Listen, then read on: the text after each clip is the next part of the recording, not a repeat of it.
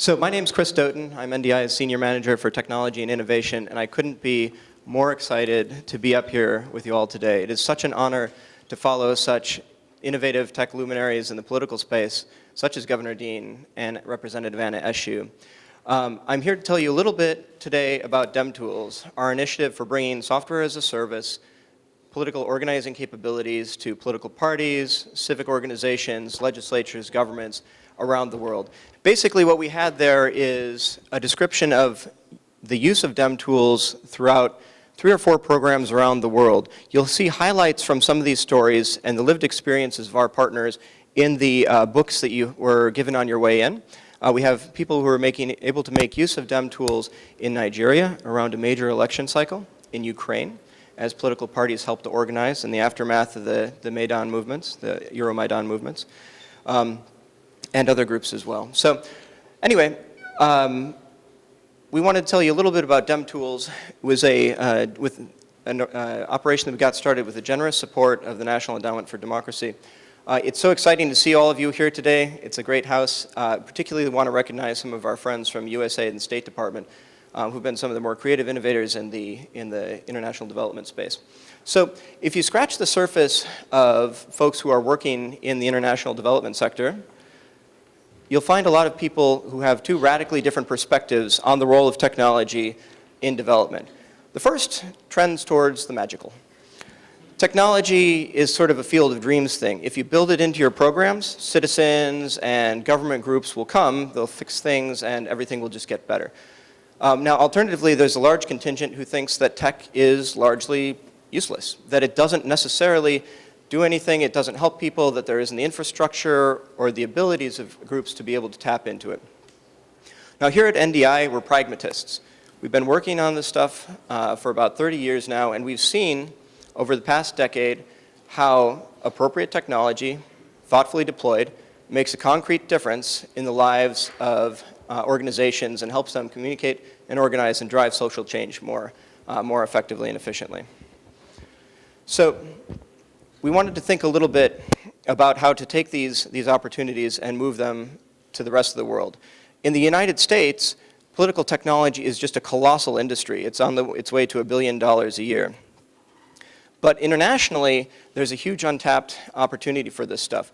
There's something like, there's hundreds of different legislatures at the national or provincial level with about 60,000 members around the world. There are about 30,000 political parties out there, literally millions of civic organizations, all of whom can do their jobs a little bit better or more effectively through the use of appropriate integrated technologies. Meanwhile, the world is coming online at an unprecedented rate. Representative Eshoo is absolutely right about how connectivity remains one of the great challenges that we face, and that there is a huge digital divide in the developing world. That gap is closing, though. And in a world where Google is lofting internet delivery balloons and Walmart is selling $10 smartphones, things are going to be radically changing over the next 5 years.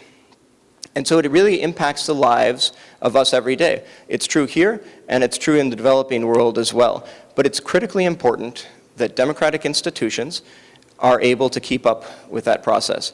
People want to be able to communicate with their government, and the government needs to be able to respond in the manners in which they're used to. So we've seen 3 big problems in this around the world. Why isn't there so much uptake for political technology with the organizations with whom NDI works? 3 big problems. Most software isn't useful in the developing world. If you find software that's useful, it's too expensive. But the free stuff can't be used because it requires too much technical know-how.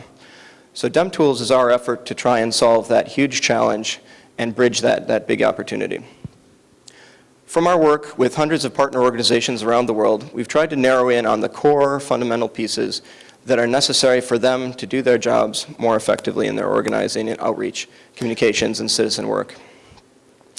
All of this is built, as Representative Eshoo and Governor Dean had mentioned, on an open source foundation. Now, open source is software that anybody can use, that anybody can take, anybody can improve, anybody can share, and it's all free. It's software that's given out there to the world. Now, all of NDI's DemTools are available in open source, so you can download the code. Been working with some amazing existing open source organizations You'll be hearing from some of them today.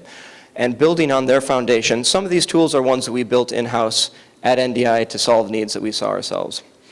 So the three main things that we've worked on with DemTools to make them as accessible as possible to the groups with whom we work is we simplified them, kind of trying to make the Fisher-Price version of a political organizing tool or whatever to get people started, to make that initial transition.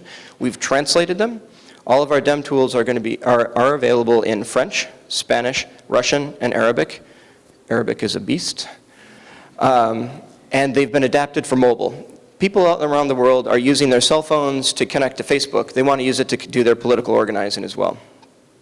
So all of this you can go get today. For any techies in the audience, we've got a GitHub repository. It's all available for you to take. But the problem is that we've found that that's just not enough. So there's a challenge that we've identified with a lot of our partners that we sometimes call a geek gap. So you can run open source software, but it requires a great deal of skill and technical acumen to actually manage it. And the thing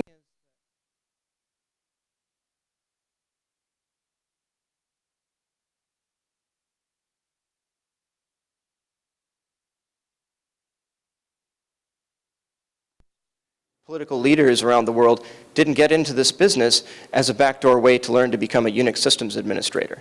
They're there to change the world. They don't want to have to worry about the technology.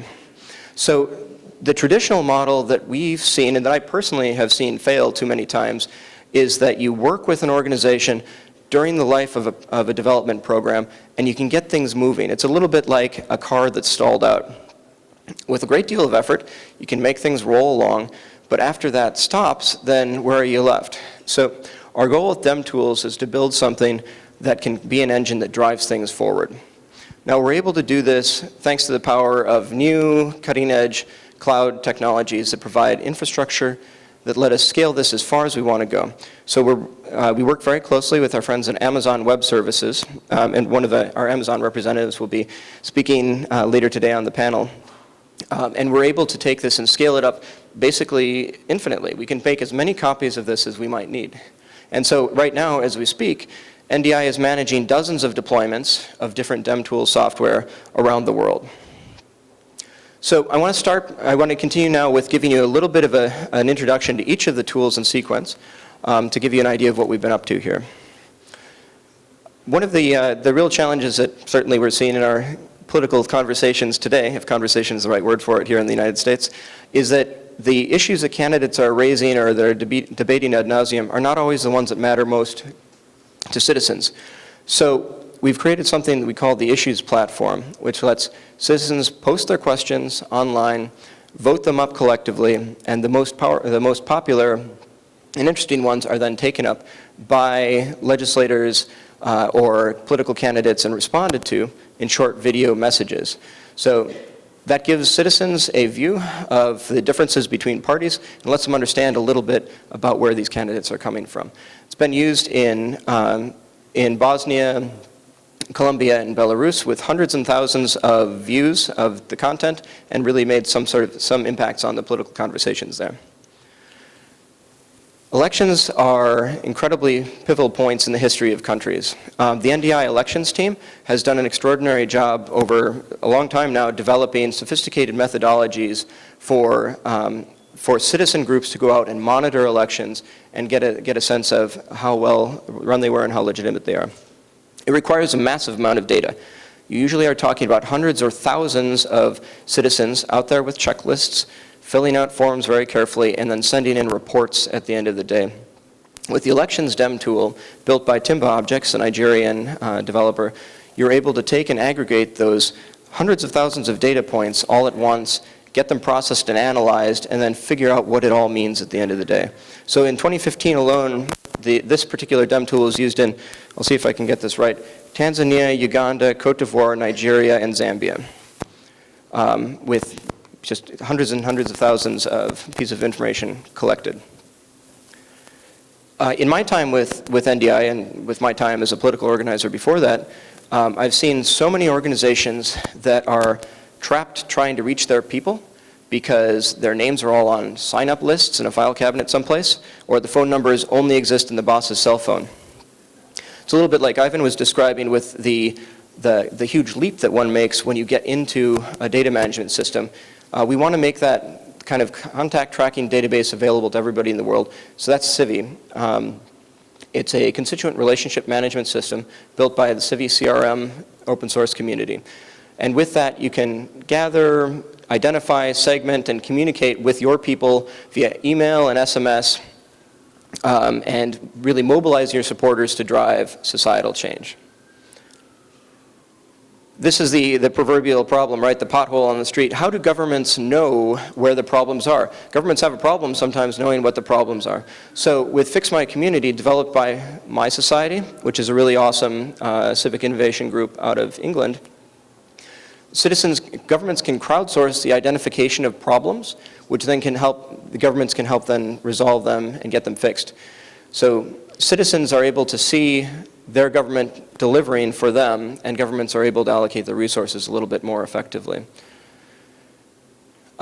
Since the time of the Egyptians, if not before, people have been using petitions to try and drive policy change with their governments. We've got a slightly more modern take on that with the petition tool. This is based on the US government's official We the People platform. Many of you may be familiar with it. It's been used by about 19 million Americans, garnered 27 million different signatures. And it's a way for a government to find out what people care about, and then for citizens who mobilize to get together and try and drive policy change through democratic processes rather than through trying to take to the streets. We talk about living in a world of data now, and data is power, but how can you actually share data in ways that people understand it? With the DCAN system, developed by New Civic, Andrew Hoppen, the president of that organization, will be on a panel momentarily. You're able to upload and manage huge data sets and then generate graphs and maps and visualizations so you can tell stories with your data, unlock it, and make it accessible to citizens so they can actually use it in their daily lives. DCAN's been enormously popular and has been used by a whole range of organizations around the world. So DemTools represents a big experiment for NDI.